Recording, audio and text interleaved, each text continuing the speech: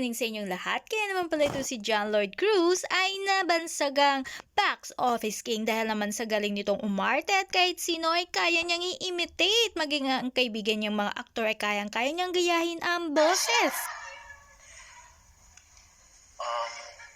Trish, hindi kita kaya talagang makita. Hindi kita kayang makita ng masasakit. Okay. Will you poke my eyes? Okay.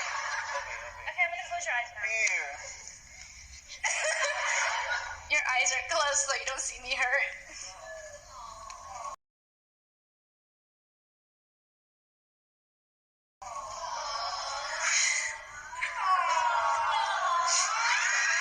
Darling, what did you say?